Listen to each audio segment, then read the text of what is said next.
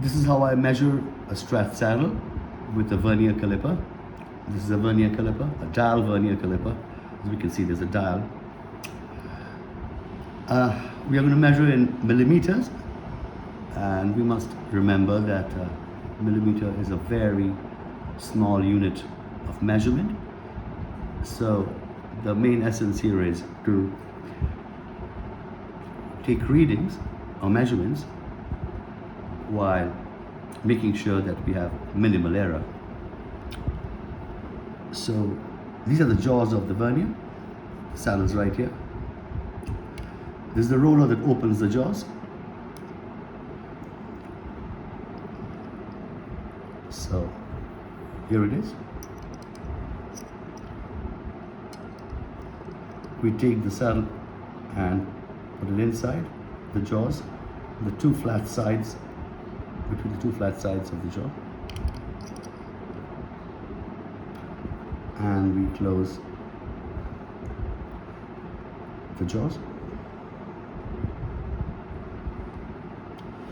Here it is.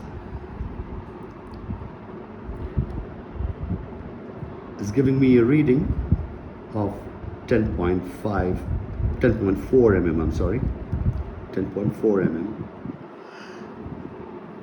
And I would do it maybe 3 or 4 times and take an average. It's 10.4 again.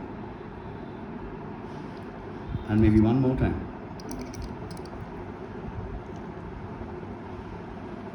10.4. So what happens if you don't have it along the flat edges? Well, I've seen people taking measurements with the blade end of the jaws, and what can happen is you can actually not be sure that your saddle is, 90 degree to the jaws, and that will give us errors. See, if I read it like that, it's 10.45.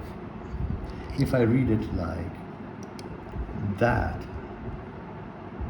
it's a 10.35. And it can again be a correct reading too. This is a 10.4.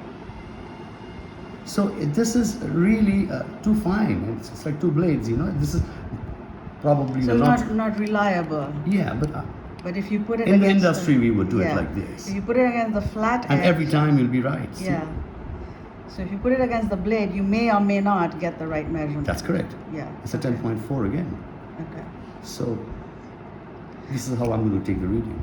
And so if you don't have one of these devices, I think in that case, you should go to your nearest guitar shop and ask them what is my saddle size, because this really is something we must be sure of that we can do before we take a reading.